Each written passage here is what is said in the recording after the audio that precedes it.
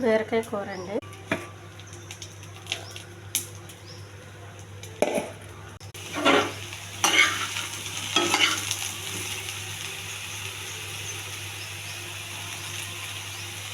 రెండు పచ్చిమిర్చి ముక్కలు,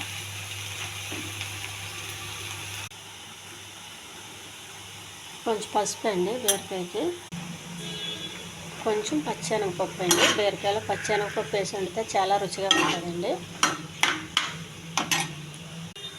బీరకాయ పచ్చెనగపప్పు కూర రెడీ అయిందండి. బీరకాయ పచ్చెనగపప్పు కూర అండి. ఇది చాలా బాగుంటుంది.